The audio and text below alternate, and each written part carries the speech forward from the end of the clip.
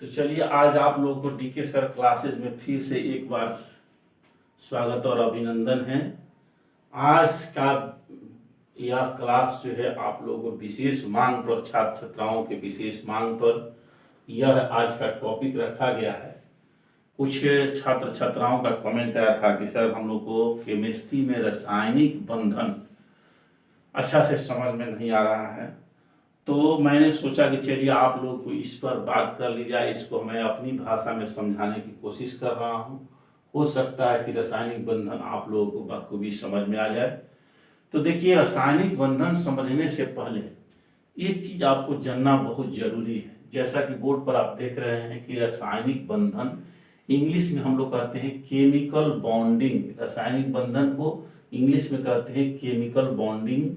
यहाँ पर लिखा हुआ है केमिस्ट्री, यानी यह जो चैप्टर है वो रसायन शास्त्र का है। तो रसायन शास्त्र का यह आप लोगों का चैप्टर है। इसमें रासायनिक बंधन क्या है, रासायनिक बंधन समझने से पहले थोड़ी सी हम चर्चा आप लोग करेंगे। एक पॉइंट है जिसका नाम है अष्टक। अष्टक का सिद्धांत। अगर आप अष्टक का सिद्धांत समझ जाएंगे तो रासायनिक बंधन आपको अच्छा से समझ में आएगा। अष्टक का सिद्धांत या अष्टक का नियम क्या है?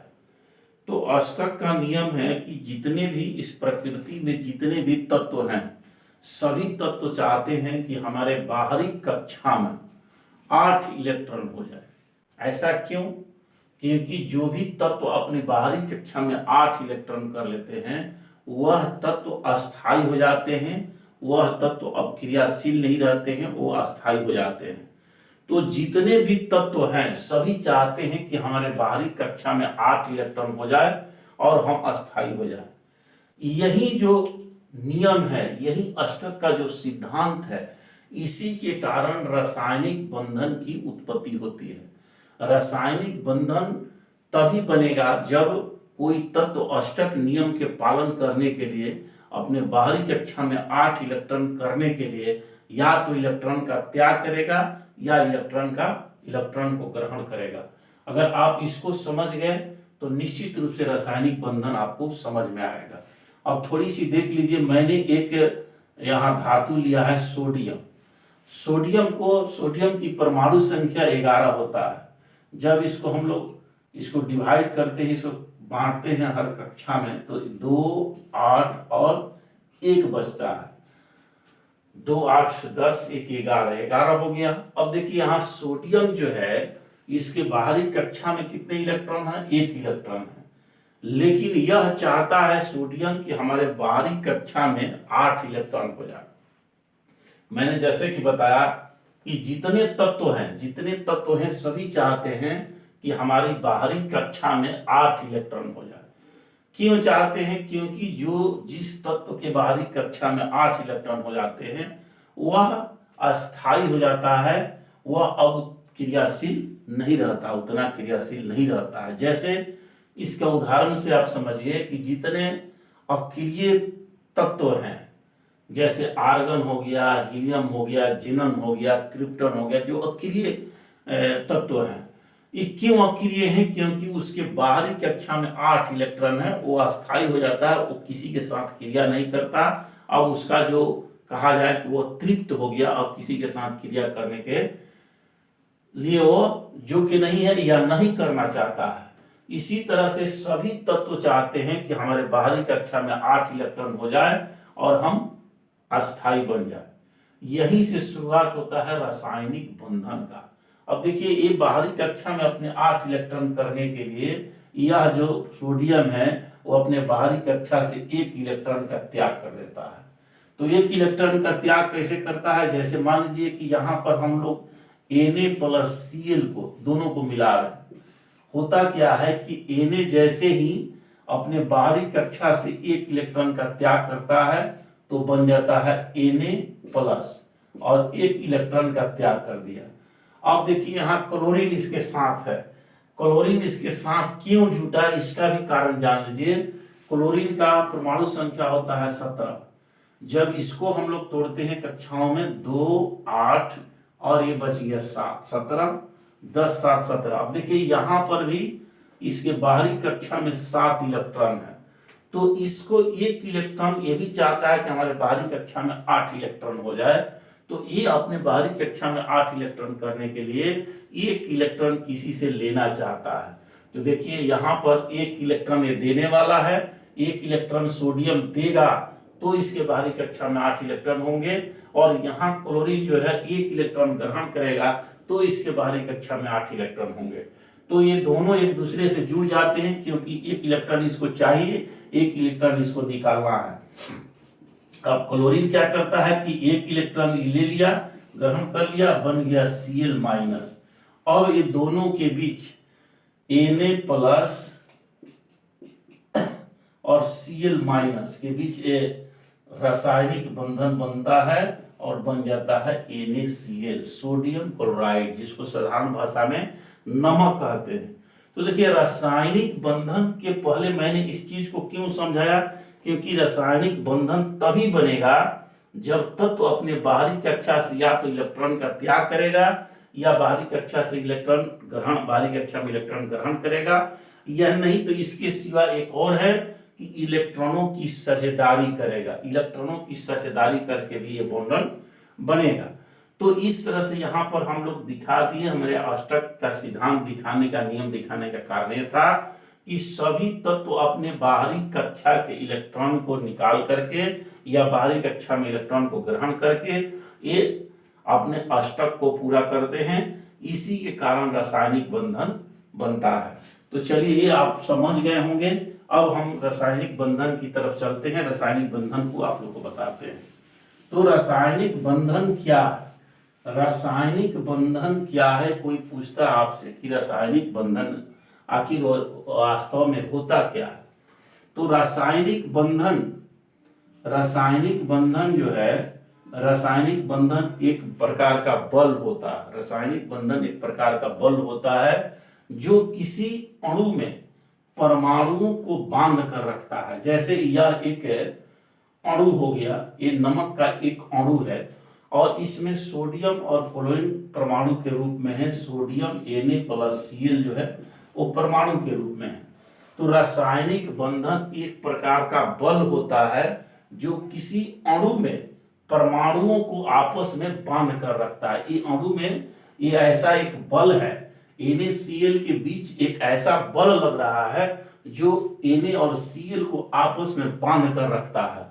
तो NaCl एक अणु हो गया, इसमें सोडियम और क्लोरीन परमाणु हो गए, जिन दोनों को रासायनिक बंधन के द्वारा एक बल के द्वारा आपस में बांध करके रखा रहता है।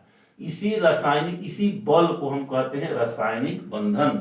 ये दिमाग में बैठा लीजिए कि रासायनिक बंधन एक प्रकार का बल होता है जो किसी अणु में परमाणुओं को बांध कर रखता है, किसी अणु में परमाणुओं को बांध कर रखता है। अब जैसे कोई भी तत्व को जब हम लेते हैं, एक तत्व पर और समझा देते हैं। और जैसे मान लीजिए कि हम यहाँ पर मैग्नीशियम और क्लोरीन को लेते हैं, तो देखिए यहाँ पर क्या होगा कि यहाँ पर ये अब मैग्नीशियम जो है अपने 2 परमाणु का ये बन जाता है MgCl2। यहाँ पर यह जो है अपने कक्षा से 2 इलेक्ट्रॉन को, जब इसके कक्षा में अगर इसको तोड़ेंगे तो इसका परमाणु संख्या 12, तो इसको तोड़ेंगे तो 2 8 2, यानी इसकी बाहरी कक्षा में 2 इलेक्ट्रॉन है। और उसी तरह से क्लोरीन को जब हम तोड़ते हैं तो इसमें देखते हैं कि 1 रहता है, यानी 2 8 और 1 7, मतलब 17 हो गया। तो अब देखिए यहाँ पर इसका 2 परमाणु क्लोरीन के, इसका 2 परमाणु को क्लोरीन के 2 परमाणुओं द्वारा एक परमाणु द्वारा ग्रहण कर लिया जाता है और इस तरह से इस क्लोरीन के भी अष्टक पूरा हो जाता है और मैग्नीशियम का भी अष्टक पूरा हो जाता है। तो इस तरह से बन जाता है MgCl2। ये भी है एक अणु हो गया, MgCl2 एक अणु हो गया और इस अणु में भी Mg के परमाणुओं को और Cl के परमाणुओं को एक बल आपस में बांध कर रखता है, जिस बल को हम लोग रासायनिक बंधन कहते हैं। अब ये प्रश्न उठता है कि रासायनिक बंधन कितने प्रकार के होते हैं। अब रासायनिक बंधन कितने प्रकार के होते हैं इसको समझ लीजिए। रासायनिक बंधन दो प्रकार के होते हैं। दो प्रकार के होते हैं रासायनिक बंधन। ये दो प्रकार के हो गए। पहला हो गया वैद्युत संयोजक बंधन, वैद्युत संयोजक बंधन, वैद्युत संयोजक बंधन। और दूसरा हो गया सहसंयोजक बंधन, सहसंयोजक बंधन। तो सहसंयोजक बंधन क्या है, वैद्युत संयोजक बंधन क्या है, इसको आप समझिए। जैसे कि मैंने समझाया कि इलेक्ट्रॉनों की साझेदारी, इलेक्ट्रॉनों के त्याग और ग्रहण के फलस्वरूप, यानी कहेंगे कि इलेक्ट्रॉनों के स्थानांतरण के फलस्वरूप, जैसे कि इसमें वैद्युत संयोजक बंधन में एक परमाणु जो है इलेक्ट्रॉन का त्याग करता है। जैसे आपने देखा सोडियम अपनी कक्षा से इलेक्ट्रॉन का, बाहरी कक्षा से एक इलेक्ट्रॉन को त्याग करता है, बन जाता है Cl+, और दूसरा अपने बाहरी कक्षा में इस इलेक्ट्रॉन को ग्रहण कर लेता है और बन जाता है Cl-। यानी इलेक्ट्रॉनों के त्याग और ग्रहण के फलस्वरूप, यानी अर्थात कहे कि इलेक्ट्रॉनों के स्थानांतरण के फलस्वरूप, इलेक्ट्रॉनों के स्थानांतरण के फलस्वरूप जो बंधन बनता है उसको कहेंगे वैद्युत संयोजक बंधन। याद कर लीजिए इसको एकदम जबान पर कि इलेक्ट्रॉनों के त्याग और ग्रहण के फलस्वरूप जो बंधन बनता है उसको कहते हैं वैद्युत संयोजक बंधन। और ये जितने भी अकार्बनिक यौगिक है, लगभग अकार्बनिक यौगिकों में ये रासायनिक बंधन वैद्युत संयोजक बंधन पाया जाता है। और सहसंयोजक बंधन किसे कहते हैं, तो इलेक्ट्रॉनों की साझेदारी के फलस्वरूप, इलेक्ट्रॉन की साझेदारी होगी और साझेदारी होकर के इलेक्ट्रॉन जो बंधन बनेगा उसको सहसंयोजक बंधन कहते हैं। जैसे कि हम देखते हैं H2O में, देखिए H2O, इसमें क्या होता है, इलेक्ट्रॉनों की साझेदारी होती है। जैसे यहाँ पर ऑक्सीजन हो गया, यहाँ हाइड्रोजन हो गया, यहाँ हाइड्रोजन हो गया, और इसमें क्या होता है, इससे ऑक्सीजन है तो इसकी परमाणु संख्या जो है उसके अनुसार इसको तोड़ेंगे तो इसके बाहरी कक्षा में 6 इलेक्ट्रॉन होंगे। तो इस तरह से 2 2 4 2 6 हो गया। हाइड्रोजन डुप्लेट बनाता है तो इसका 1 हो गया, इसका 1 हो गया। हम देखेंगे कि क्या होता है कि हाइड्रोजन अपने डुप्लेट बनाने के लिए इसका 1 इलेक्ट्रॉन की साझेदारी कर लेता है, इधर से एक हाइड्रोजन जो है इसकी साझेदारी कर लेता है, और फिर ऑक्सीजन जो है ये अपना अष्टक पूरा करने के लिए ये पूरा ऐसे ग्रहण कर लेता है। अब देखिए इसका भी, ऑक्सीजन का भी अष्टक 2 2 4 2 6 और 2 8, इसका भी अष्टक पूरा हो गया। तो यहाँ पर जल में हम देख रहे हैं कि इलेक्ट्रॉनों की साझेदारी हो रही है, साझेदारी के फलस्वरूप यह बंधन का निर्माण यहाँ हो रहा है। तो इस तरह से इलेक्ट्रॉनों के साझेदारी के फलस्वरूप जो बंधन बनता है उसको हम लोग कहते हैं सहसंयोजक बंधन। एक और उदाहरण आप लोगों को समझा दे रहे हैं, जैसे CO2 है, कार्बन डाइऑक्साइड। तो यहां भी आप देखते हैं कि यहां पर C हो गया और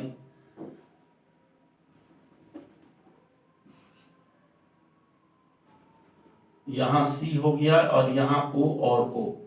अब देखिए यहां पर क्या होता है कि इसके बाहरी कक्षा में 6 इलेक्ट्रॉन, 2 2 4 और 2 6। इसी तरह से इसके बाहरी कक्षा में 4 इलेक्ट्रॉन, और इस तरह से 2 2 4 2 6, इसका फिर इस कार्बन का हो गया, इस ऑक्सीजन का हो गया। तो इसमें देखते हैं कि यह जो है ये ऑक्सीजन इसे कार्बन के 2 परमाणु को लेकर अपना अष्टक पूरा कर लेता है, 2 2 4 2 6 2 8। और एक ऑक्सीजन जो है इस कार्बन परमाणु को लेकर के अपना अष्टक पूरा कर लेता है, और फिर यह कार्बन जो है देखिए इधर से ऐसे करके अपना अष्टक पूरा कर लेता है। तो देखिए इस अब बीच वाले कार्बन के परमाणु इलेक्ट्रॉन को जोड़िए, 2 2 4 2 6 और 2 8, ये भी अपना अष्टक पूरा कर लिया। तो इस तरह से ये रासायनिक ये बंधन जो बन रहा है इलेक्ट्रॉनों के साझेदारी के फलस्वरूप बन रहा है। अब जैसे हम लोग साधारण O2 में देखते हैं, O2 परमाणु में, तो इसमें भी देखते हैं कि ऑक्सीजन को ऐसे 2 जगह हम लिख देंगे, और इसमें देखिए इसका बाहरी कक्षा में 6 इलेक्ट्रॉन, तो 2 2 4 और 2 6 हो गया। फिर इसमें 2 2 4 और 2 6 हो गया। इस सहसंयोजक बंधन को समझिए, जिसमें इलेक्ट्रॉनों के साझेदारी के फलस्वरूप अष्टक अपना पूरा करता है। तो इसमें देखिए एक ऑक्सीजन जो है यहाँ से इसका 2 इलेक्ट्रॉन को ले लिया, अपना अष्टक पर पूरा कर लिया, 2 2 4 2 6 2 8, और फिर ये ऑक्सीजन जो है अपना इस 2 इलेक्ट्रॉन को इसका ले लिया, यानी 2 2 4 2 6 2 8, इसका भी अष्टक पूरा हो गया। तो इस तरह से इलेक्ट्रॉनों के साझेदारी के फलस्वरूप जो बंधन बनता है उसको हम लोग कहेंगे सहसंयोजक बंधन। इसको याद रखना है बिल्कुल, इलेक्ट्रॉनों के साझेदारी के फलस्वरूप जो बंधन बनता है उसको सहसंयोजक बंधन कहते हैं।